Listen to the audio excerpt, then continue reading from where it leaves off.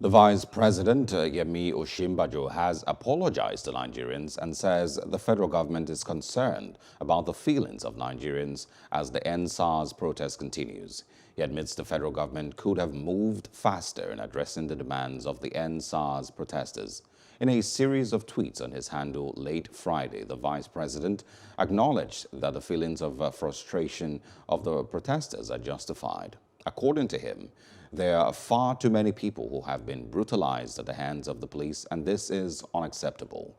While noting that the protest rocking the country goes beyond agitations about the now banned Special Anti-Robbery Squad, Osinbajo affirms that the government must take responsibility for protecting young people, even sometimes from those who are paid to protect them. And to discuss this latest story from the government and other issues around the NSAS protest is the DG, Institute for Police and Security Policy Research, Dr. Charles Omole. Thank you so much for joining us and for stopping by. Thank you for having me. I'm going to start with the Vice President. Of course, his apology late Friday was met with a lot of reactions online. How much impact do you think that it would have? And of course, with also reaffirming the government's intentions towards the calls and the tears of the people? Well, I think the Vice President's statement, it's a needed step from the government. Part of the problem in Nigeria is that we've not had a responsive government for a long time. A lot of the things that NSAS is now capturing, encapsulating, are things that people in one way or the other have been, recommending to governments in the past. The problem with the police, for example, is the fact that the posture of our policing has never been the protection of the people. It has always been preservation of governments. That's the historical posture of the police. So it has never been policing by consent, where people's views, people's feelings were involved. And I think if this NSAS movement will help to bring that change, then is the right thing, is the right way to go. But this statement of the Vice President is the right thing to do. But more than statement, it's not time for them to act. And I think that's where the challenge is, because there's a major credibility gap now between the government and the people. All right, now talking about acting, let's also get what you know about the recommendation by the presidential panel on the reform of SARS that, of course, 37 police officers should be dismissed. If you also have been following about 113 complaints on alleged human rights violations by these erring police officers, how much more do we need to know? Well, the challenge with that is, the panel's recommendation was a snapshot in time. After that recommendation, there were further abuses. So the victim did not end, is my point, from the timeline of the panel. So there are new victims, even up till probably, God knows when, till it was abolished. So I think there's a need for this to be done on a state-by-state level.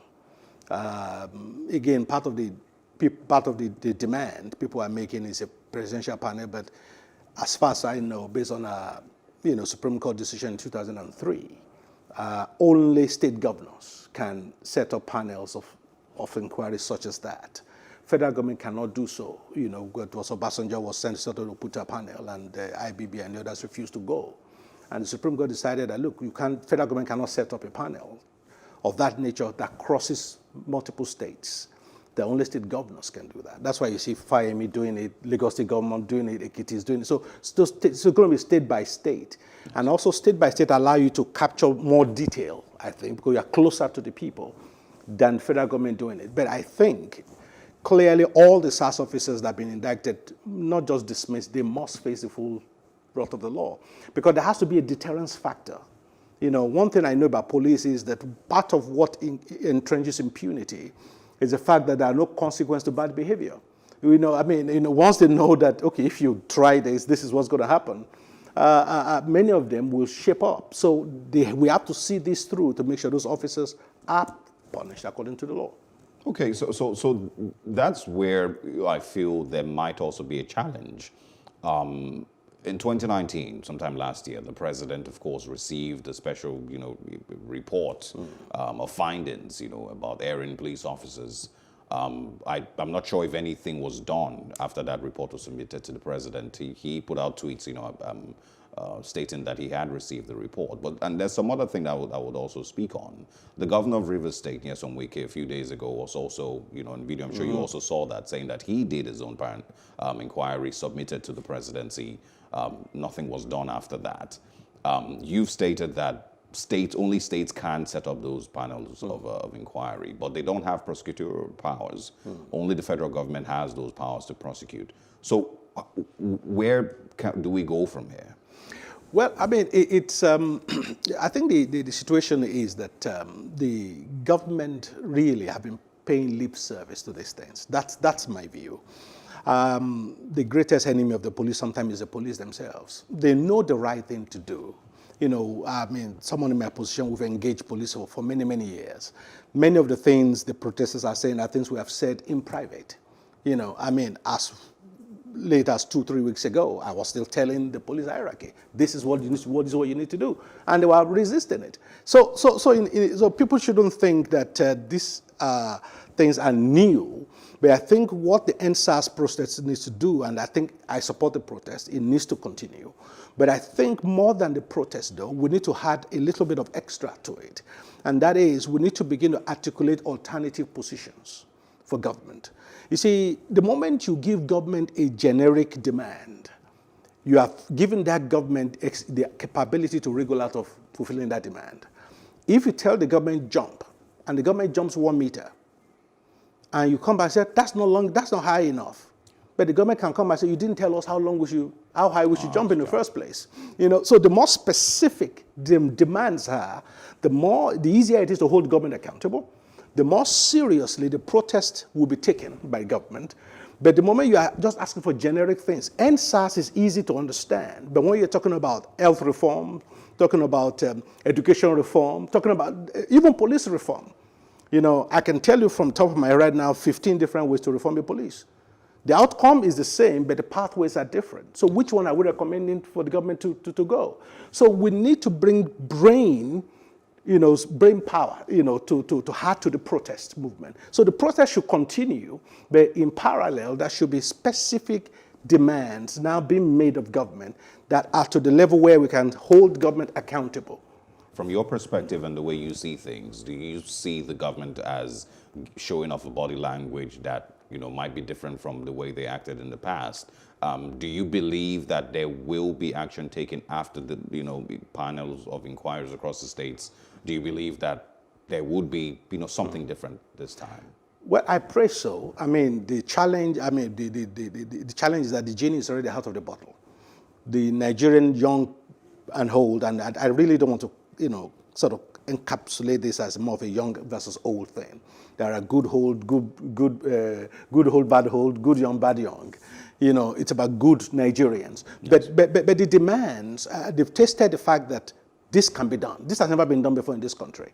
And government needs to understand that if they don't yield to this demand, even if this current one fizzles out, another one is going to come. Version 2, version 3, version 4 will continue until this is done. Look at what happened in Hong Kong. Even though it's been last 1 year, but the protest, they had protest, then it stops. They had another protest, then it stopped. So once it starts, it will continue until those demands are met. So government should respond to this and make sure that we have a government that reflects the wishes of the people. Nigerian government lives in their own ivory, sort of little bubble, so to speak. And this, I think, has burst the bubble. It's time for them to listen to the people. Hence, SARS is just one way to capture the need for better and good governance in Nigeria. And I think it's a brilliant thing that we're doing at this time. And just before we let you go, would you say more needs to be done to protect protesters from being attacked? And how can we ensure that state governments take decisive actions to ensure that these protesters are freely able to protest? And then also quickly speak on the organization of the protest so far. I see them sweeping protest grounds. I see them paying their own bills. There's a lot that they have been able to handle by themselves. Yes. With just a little bit of cash. So just go ahead. Well, I think the protesters clearly shouldn't be attacked. under any circumstance. I mean, you have to understand that the authority, this is new to them. They're not used to seeing protests by Nigerians this way. They shouldn't be attacked. But also, I think, to create a balance, protesters all over the world, I've analyzed protests globally, they need to understand that there will always be infiltrators behind and around every protest. There are people whose agenda is different from that of the main protesters, and therefore the government may need to act in such circumstances. Yes. But there has to be transparency about it. The protesters, need to understand that in the long run, they should make sure that their protest doesn't make things worse for you and I. If I can't go to my work for 1 week, for 2 weeks, how do I feed my family? Even though, I support your protest.